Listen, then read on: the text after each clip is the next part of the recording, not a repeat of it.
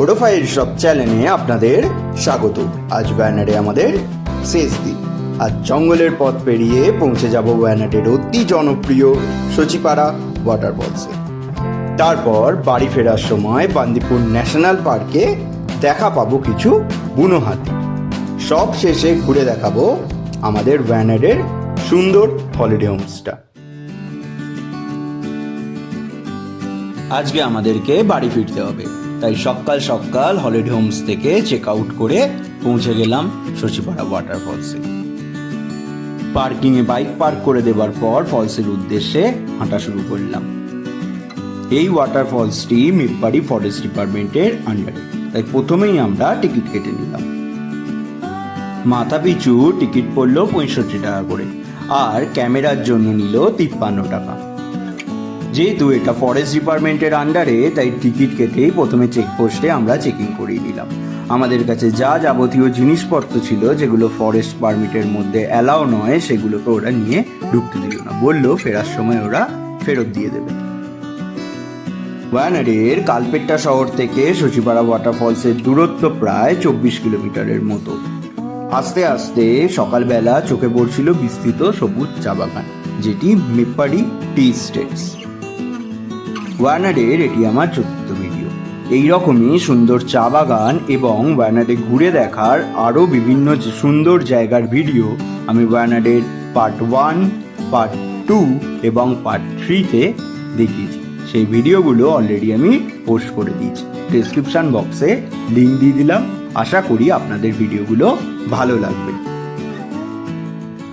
জঙ্গলের রাস্তা দিয়ে যেতে যেতে একটা জায়গায় গিয়ে গাছের ফাঁক দিয়ে চোখে পড়ল ওয়ানাডের বিস্তৃত সবুজ সুন্দর পাহাড়, যা দেখে মনটা সত্যিই খুব ভালো হয়ে গেল। সচিপাড়া ওয়াটারফলস আসতে হলে টিকিট কাউন্টার থেকে প্রায় 2 কিলোমিটার মতো দূরত্ব আপনাকে হাঁটতে হবে। তবে হ্যাঁ, যাওয়ার সময় আপনার কোনো রকমই কষ্ট হবে না, তার কারণ রাস্তাটা নিচের দিকে যাবে টিকিট কাউন্টার থেকে। এবার সচিপাড়া ওয়াটারফলস থেকে যখন আপনি ফিরবেন তখন রাস্তাটা উপর দিকে, তাই কষ্ট হবে ঠিক ওই সময়টাই, বেশ অনেকটাই আপনাকে উঠতে হবে। তাই বয়স্করা যদি এখানে আসার কথা ভাবেন, অবশ্যই একটু ভেবেচিন্তে আসবেন। গাছের ফাঁক দিয়ে সচিপাড়া ওয়াটারফলসের দর্শন পেলাম, আর একটুখানি নিচের দিকে নামলেই আমরা পৌঁছে যাব ওয়ানাডের অতি জনপ্রিয় সচিপাড়া ওয়াটারফলসে, যার উচ্চতা প্রায় 200 মিটারের মতো। ওয়ানাড ট্যুরের যেহেতু এটা সব থেকে জনপ্রিয় স্থান, তাই অবশ্যই এটি আপনারা আপনাদের লিস্টে রাখবেন। ঘন জঙ্গলের মধ্যে কালো এবং বাদামি পাথরের ওপর দিয়ে এত সুন্দর সাদা ঝর্ণা পড়ার দৃশ্য দেখে মনটা সত্যিই খুশিতে ভরে যাচ্ছে। এত সুন্দর জলপ্রপাত দেখে সত্যিই মনটা যেন ওই জলের প্রবাহতেই বারবার হারিয়ে যাচ্ছে। লোকালদের কাছে পরিবার এবং বন্ধুদের সাথে সময় কাটানোর জন্য অতি জনপ্রিয় জায়গা এটি। এই সচিপাড়া ওয়াটারফলসে এলে আপনারা কিন্তু অবশ্যই আপনার সাথে এক্সট্রা জামাকাপড় নিয়ে আসবেন, কারণ আশেপাশে চেঞ্জিং রুমেরও ব্যবস্থা রয়েছে, তাই আপনারা এখানে নির্ভয়ে নির্দ্বিধায় ভালো করে স্নান করতে পারবেন। সচি শব্দের অর্থ হলো সূঁচ, আর পাড়া শব্দের অর্থ হলো পাথর। যেহেতু কালো পাথরের ওপর দিয়ে সূঁচের মতো সরু হয়ে এই ঝর্ণাটা পড়ছে, তাই এই ঝর্ণার নাম সচিপাড়া। এই সচিপাড়া ওয়াটারফলসটি হলো 3টি সিঁড়ির জলপ্রপাত।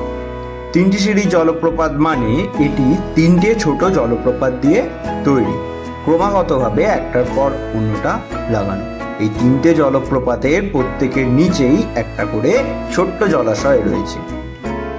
এই সচিপাড়া ওয়াটারফলসের জল কিছুটা যাওয়ার পরে বেলারিমালা পাহাড়ের কাছে গিয়ে চুলিকা নদী, বা যাকে সাধারণত চালিয়ার নদী বলা হয়, সেখানে গিয়ে মিলিত হয়েছে। এই জায়গাটি খোলে সকালবেলা 8টার সময় এবং বন্ধ হয় বিকেলবেলা 5টার সময়। ওয়াটারফলসের পাশে বসে এই জলের প্রবাহ দেখতে দেখতে ঠিক যে কতটা সময় কাটিয়ে দিলাম সেটা বুঝতেই পারলাম না। ওয়ানাডে আপনারা ঘুরতে এলে আপনারা চাইলে কুরুবা আইল্যান্ড এবং এনোরুকে আপনাদের লিস্টে অ্যাড করতে পারেন। কুরুবা আইল্যান্ডে একটা ছোট্ট ব্যাকওয়াটার্স রয়েছে, যেখানে আপনি বাঁশের ভেলায় চড়ার সুযোগ পাবেন। আমার জায়গাটাকে সেই রকম বিশেষ কিছু লাগেনি, তাই আমি যাইনি। এনোর হলো একটা কৃত্রিম ট্রাইবাল ভিলেজ, যেখানে যাওয়ার জন্য ওদের অফিসিয়াল ওয়েবসাইট থেকে আপনাকে টিকিট বুক করতে হবে, কারণ দিনে মাত্র 50টা টিকিটই অ্যাভেলেবেল। আমরা টিকিট পাইনি, তাই আমাদের যাওয়া হয়নি। সচিপাড়া ওয়াটারফলস দেখে বেরিয়ে আসার সময় চোখে পড়ল মেপারি টি স্টেটের। দেখুন, দূরে ওয়েস্টার্ন ঘাট পর্বতমালা আর নিচে বিস্তৃত সবুজ চা বাগান। মাঝে মাঝে কালো পিচের রাস্তার মধ্যে দিয়ে দৌড়ে চলে যাচ্ছে কিছু গাড়ি আর বাইক। যেহেতু আজকে আমরা বাড়ির দিকে রওনা দিচ্ছি, তাই জন্য এই রকম সুন্দর চা বাগানের দৃশ্য বাকি 3 দিনের মতো আর রোজ রোজ দেখতে পাবো না, তাই মনটা একটু খারাপই হচ্ছে। তাই চা বাগানের মধ্যে একটু বেশি সময় কাটাতে বেশ ভালো লাগছে।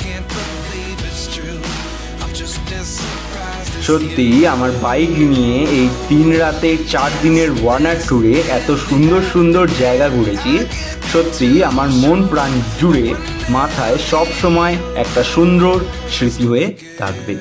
চলুন এবার রওনা দেওয়া যাক বান্দিপুর ন্যাশনাল পার্কের দিকে। বান্দিপুর ন্যাশনাল পার্কের এই রাস্তা রাতের বেলা 9টা থেকে সকাল 6টা অবধি বন্ধ থাকে।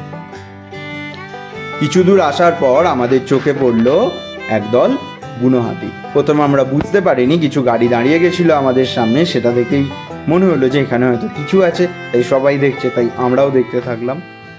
আপনারাও যদি এই রকম বুনো হাতির দেখা পান, অবশ্যই একটা নিরাপত্তা দূরত্বে সবসময় থাকবেন, কারণ এইগুলো চিড়িয়াখানার হাতি কিন্তু নয়, এগুলো জঙ্গলের বুনো হাতি। এরা চাইলে যখন তখন আপনাকে তাড়া করতে পারে। আমি এদের ফুটেজ সংগ্রহ করেছি ক্যামেরার মধ্যে দিয়ে জুম করে, তাই এটা এত কাছে মনে হচ্ছে। প্রকৃতপক্ষে এরা আমাদের থেকে বেশ অনেকটাই দূরে ছিল। এই বান্দিপুর ন্যাশনাল পার্ক হলো প্রায় 2500 হাতির ঘর। এখানে প্রায় 300টা লেপার্ড আছে, আর রয়েছে 173টা মতো বাঘ। আপনারা যদি লাকি হন, তাহলে অবশ্যই বাঘ আর চিতাবাঘেরও দেখা পেতে পারে।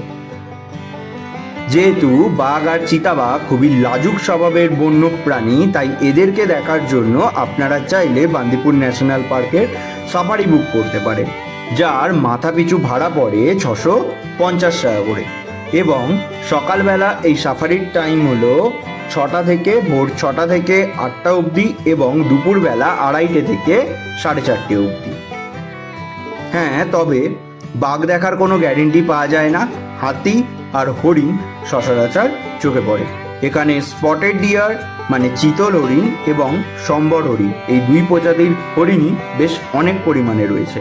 আমরাও সেই ফুটেজ সংগ্রহ করেছিলাম, দেখতে পেয়েছিলাম, কিন্তু কিছু কারণবশত সেই সব ফুটেজ ডিলিট হয়ে গেছে, তাই আপনাদেরকে সেগুলো দেখাতে পারলাম না, তার জন্য আমি দুঃখিত।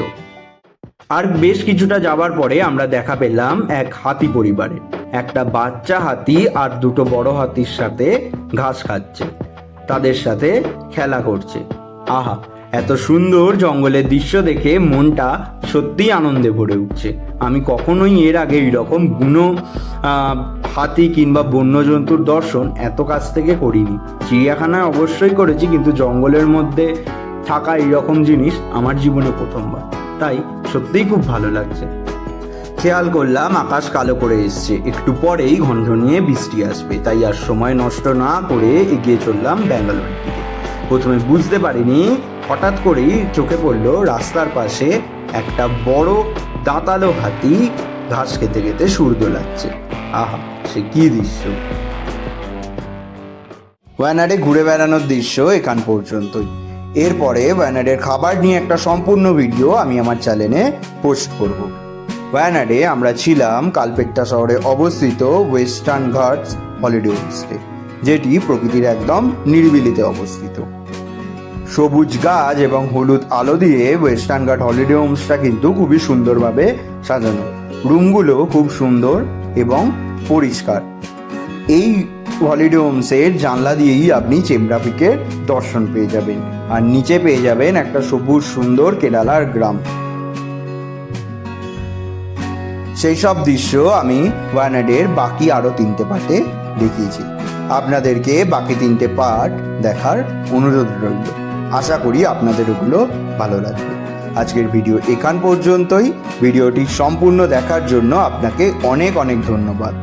যদি ভিডিওটি ভালো লেগে থাকে তাহলে অবশ্যই একটা লাইক দেবেন, কমেন্ট করে জানাবেন ভিডিওটি আপনাদের কেমন লেগেছে।